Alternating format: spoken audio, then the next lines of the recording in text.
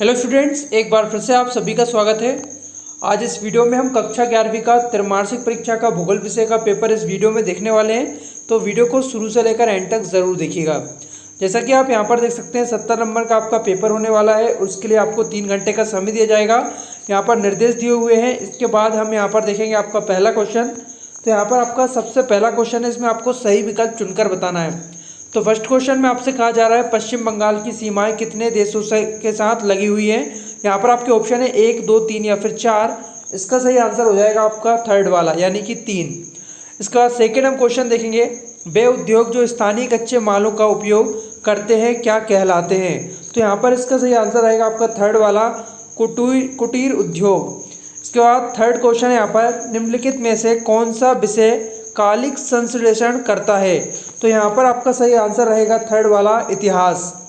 इसके बाद अगला क्वेश्चन है आपका, अंतःसागरीय भूकंपों द्वारा उत्पन्न समुद्री लहरों को क्या कहा जाता है। तो यहाँ पर आपका सही आंसर रहेगा सेकंड वाला सुनामी। इसके बाद अगला क्वेश्चन है आपका, निम्नलिखित में से किस लक्षण को भौतिक लक्षण कहा जा सकता है। तो यहाँ पर आपके ऑप्शन है भवन, सड़क, मैदान या फिर बगीचा। तो इसका सही आंसर है आपका सेकंड वाला मैदान। अगला है यहाँ पर आपका क्वेश्चन नंबर सेकंड। इसमें आपको रिक्त स्थानों की पूर्ति करना है। तो चलिए इसके आंसर्स भी हम देख लेते हैं, लेकिन इससे पहले अगर आपने चैनल को अभी तक सब्सक्राइब नहीं किया है, सबसे पहले सब्सक्राइब करके बेल आइकन को जरूर इनेबल करके रखिएगा।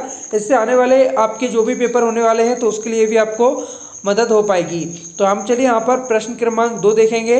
पहला है यहाँ पर, विश्व का सबसे ऊंचा रेल मार्ग खालिस्तान रेल मार्ग है। तो इसका आंसर है आपका ट्रांस इंडियन।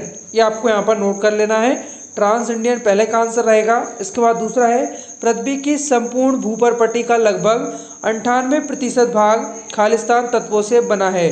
तो इसका सही आंसर आपका 8 तत्वों से बना है। इसके बाद अगला है आपका क्वेश्चन यहाँ पर, आधुनिक सभ्यता का आधार खालिस्तान है। तो इसका सही आंसर है आपका लौह इस्पात उद्योग। अगला क्वेश्चन है आपका, भारत के सीमांतर्गत क्षेत्र आगे समुद्र की ओर खालिस्तान किलोमीटर तक फैला हुआ है। तो इसका आंसर आपको लिखना है यहाँ पर 21.9। अगला क्वेश्चन है आपका, परिवर्तन विकिरण वस्ती का उदाहरण खालिस्तान है। तो इसका सही आंसर आएगा यहाँ पर आपका हिमालय पर्वतीय प्रदेश। अगला क्वेश्चन है आपका, सुनामी अपने आप में भूकंप नहीं है, ये वास्तव में खालिस्तान है। तो इसका आंसर हो जाएगा आपका लहरें। अगला क्वेश्चन है आपका प्रश्न क्रमांक 3। इसमें आपको सही जोड़ियां मिलाना है। तो इस क्वेश्चन में आप देख लीजिए, यहाँ पर पहला है आपका डक्कन ट्रैप।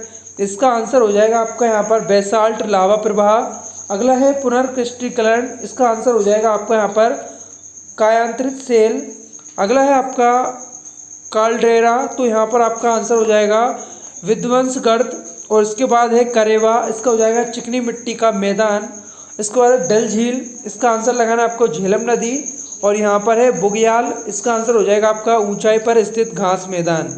चलिए इसके बाद देखेंगे प्रश्न क्रमांक 4। यहाँ पर आपको एक वाक्य में उत्तर लिखना है।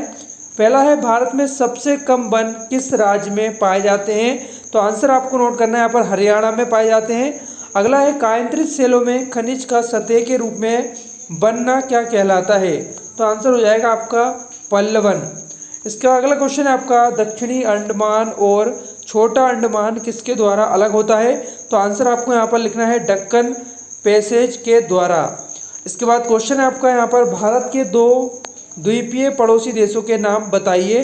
तो आंसर आप लिखेंगे यहाँ पर श्रीलंका तथा मालदीव। अगला है यहाँ पर, भारत के पड़ोसी देशों की सीमा से जुड़े हुए भारतीय राज्यों की कुल संख्या कितनी है। तो आंसर हो जाएगा आपका यहाँ पर 17। चलिए इसके बाद देखेंगे प्रश्न क्रमांक 5। यहाँ पर आपको सत्य असत्य लिखना है। पहला है, गुरुत्वाकर्षण बल भूगर्भ की जानकारी का प्रत्यक्ष स्रोत है। तो ये आपका हो जाएगा यहाँ पर असत्य। अगला है, बालू का स्तूप का निर्माण पवन की दिशा में होता है। ये भी आपका यहाँ पर हो जाएगा गलत। इसके अगला है आपका, महासागरीय तरंगें अपतटरोधिका का निर्माण करती हैं। तो ये आपका हो जाएगा यहाँ पर सत्य।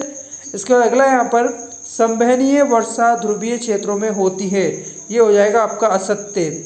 अगला है यहाँ पर आपका क्वेश्चन, मध्य व उच्च अक्षांशों में महाद्वीपों के पश्चिमी घाटों पर गर्म जलधाराएं बहती हैं। ये हो जाएगा यहाँ पर सही। इसके बाद नेक्स्ट क्वेश्चन है, ब्रह्मांड की उत्पत्ति संबंधी बिग बैंग सिद्धांत का प्रतिपादन स्टीफन हॉकिंग ने दिया। ये यहाँ पर आपका हो जाएगा सही।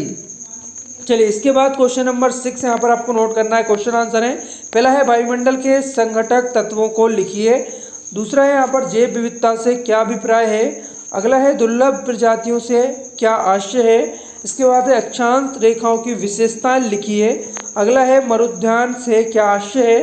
इसके बाद है डेल्टा किसे कहते हैं समझाइए। अगला है अंतर्द्वैधी आकृतियों से आप क्या समझते हैं। इसके बाद अगला क्वेश्चन है आपका प्रादीपीय नदी के लक्षण लिखिए। इसके बाद अगला क्वेश्चन है बिग बैंग सिद्धांत का विस्तार से वर्णन करें। इसके बाद है पृथ्वी पर जीवन की उत्पत्ति का संक्षिप्त वर्णन कीजिए। अगला क्वेश्चन है आपका हिमालय व प्रादीपीय नदियों में कोई 4 अंतर लिखिए। इसके बाद है मापक की 2 विभिन्न प्रणालियाँ कौन कौन सी हैं वो आपको बताना है। अगला क्वेश्चन है भारत में नदियों का आपस में जोड़ने के सामाजिक आर्थिक लाभ हैं वो आपको यहाँ पर लिखना है। इसका अगला है अभिकेंद्री अपवाह प्रतिरूप कहाँ बनता है। अभिकेंद्री अपवाह प्रतिरूप कहाँ बनता है। अगला है उत्तर के विशाल मैदान का वर्णन कीजिए। तो ये थे आपके भूगोल विषय के सभी क्वेश्चंस, मैंने आपको यहाँ पर बता दिए हैं, साथ में आंसर्स भी आपको बता दिए हैं। तो ये आपको तभी तैयार करना है त्रैमासिक परीक्षा के लिए। इस वीडियो में इतना ही।